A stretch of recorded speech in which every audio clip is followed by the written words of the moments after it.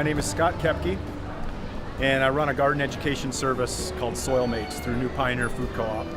And so this is our second annual Children's Garden Ped Mall Day for Arts Fest, where the kids help me plant a variety of vegetables and flowers. Well, today is just bed preparation, which I started early, seeding, transplanting. I'll get some mulch in too later on, which will just be some leaves. It'll just be some nice mulch. And then the final thing today is we'll put up this white fencing. If things germinate properly, you should be able to come back in a few days or a week, start to see some little sprouts. That's always a magical thing, to put this in and wait, like I say, and then give it the proper balance of sun, soil, air, water, and then see that one day when you come down the Ped Mall and everything is starting to wake up. I teach gardening to kids in the public schools, and we do a lot of composting too. But this is a life skill class too. These kids are learning about a lot of lessons that nature's teaching us about balance and respect and nurturance and patience. I like to let them know that they should let some stuff go to seed so we can save the seed for next year. It's just a great natural classroom. Flowers, of course, need to be incorporated into all the vegetable mix just to attract pollinators and beneficial insects.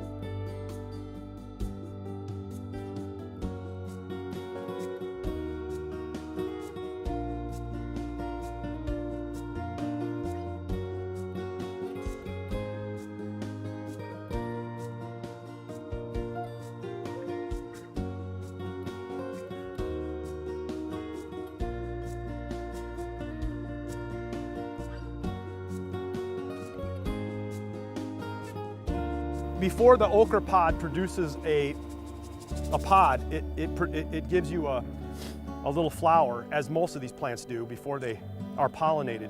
This plant is so incredible, not only the root structure on it, but before it produces the pod, it gives us this little pale yellow, delicate flower that only opens up in the morning for just a couple hours and then closes. And it only is with us for a few days before it falls off and starts producing that. To me, it's the color of summer, because I'll come over here and look at this in the morning, and then bees will just kind of fly in and just hang out there and pollinate and then move around.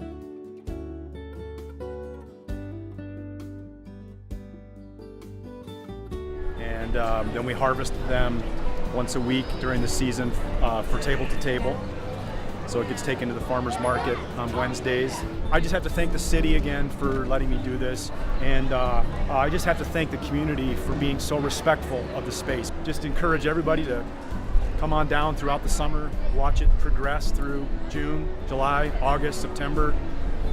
Things start, dying down around September. But this was still giving us stuff into October.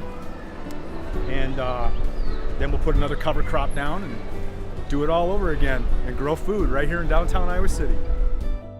Now in the third year of this soil has really been built up significantly. It's just so biodiverse, and and all I'm doing is composting and cover cropping, and that's it. I'll leave some of the root crops. I'm going to get rid of all the stuff that you've seen I pulled, as tomatoes, peppers, cucumbers, eggplant. We're getting all these peppers came off today, actually, and they're still actually in pretty decent shape. Yeah, I'm gonna leave these go. Kale's so hardy. Kale will go till, like I say, snow is gonna be on this before you know it, and it's still gonna be fine. Now this dill has come back both years. It just starts reseeding. What's really cool is there's a lot of seed in here that's gonna be annual, self-seeding annuals. I wanted to save the seeds. These are so cool. Kids love this. When you open up these pods, you get these little, look at how beautiful those seeds are. Oh, wow. In there. That's beautiful. And when you let the okra pods dry, see if you can hear like a little shaker, so you can paint them and use little musical okra instruments. But if I let, if these if I let these germinate, like I'll bet you anything, if we come back in the spring, there's gonna be okra growing right there. Here's some other good examples of seeds that I always let go, dry out.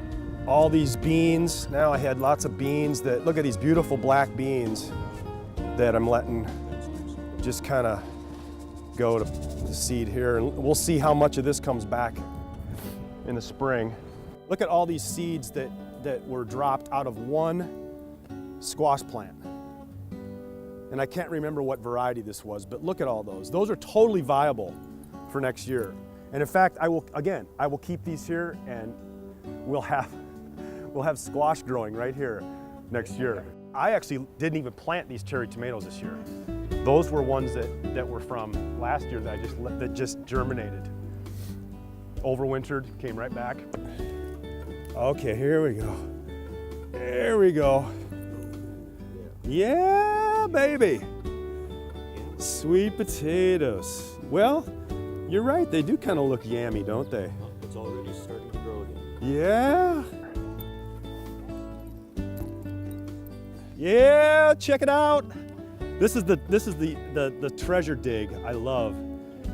I can't believe I have worms in here, because for raised beds like this, it's tougher for worms to overwinter in situations like this. Check it out, an old melon. It's decomposing, but I mean, this is not an ideal spot to put melon, but I do anyway, just to show people what's possible. Oh, here's a new, some of these seeds haven't been eaten yet by the birds.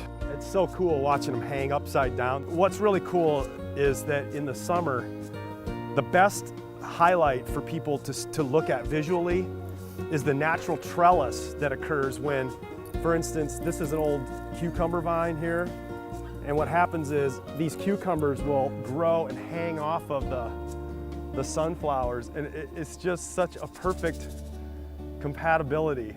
And the Three Sisters I did last year had that with the corn. I can't do corn down here anymore because the wind just knocks it down. But corn in the middle, the Native American design, the pole beans climbing the corn, and then the squash at the base, and all three of those plants complement one another nutritionally. The root systems are, exchanging biochemical information that complement one another's, nutrient needs. It's just ancient wisdom. But I mean, these are just so strong. I mean, again, look at that beautiful, beautiful root system on this thing. Oh, that smells so good. Just so good. The city lets me hook up water. I have a water hookup right there. And because these beds are raised, that's the one thing that's a little drawback is when you dangle a root system unnaturally this high above the ground, it dries out so fast, and these roots, they want to dive deep for subsoil hydration and nutrients, and they can't do that when they're raised. So that means I have to come in here and water this, quite a bit more than I would if this was just connected to the ground. Hi, pretty. I'm gonna keep you. It's actually a pretty big plant. Well, and what happens is too, these also produce seeds. You can see the seeds in there. Right there. That froze a little too early. Those beautiful black bases of those seeds. These also I've noticed that the marigolds have come back on their own too. At the very end, what I'm gonna do, take the old hand plow. Oh, a worm. Cool, thank you. What I'm gonna do is just kind of scratch, and I just drag this through real shallowly to scuff up the surface. No need to go real deep. It's just as simple as taking a handful of this ryegrass, throw it down. I know it sounds crazy, but believe it or not, even though it's cold, this stuff will still germinate. I'll just lightly do this too. So this stuff will just all germinate in the next week or so and start to grow a little blanket of ryegrass. And but then eventually, soon it's gonna get real cold consistently. But what's happening now, we're in that cusp of time where the weather is, cold at night, but now in the day it's still getting up in the, like tomorrow I think it's supposed to be 60. So that's where these seeds are still gonna open up and germinate. But then when it gets consistently night and day below 32 or 30, that's when everything is gonna die back and go dormant until spring. And then in late March, typically early April, it'll start to wake up, and this seed will then re-germinate, and this grass will start to grow again. And like I told you before, I'll let it get about this tall before I come in and whack it back. But it's just such a great way to condition the nutrients for next spring. This is community building for me. This brings people together and heals communities. You nurture yourself and you nurture your community when you nurture plants. That's my bottom line.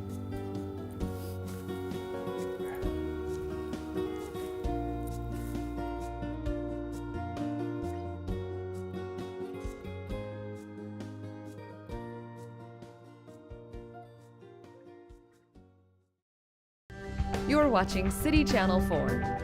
On TV, online, on demand, on Facebook, and now on the go on your mobile device.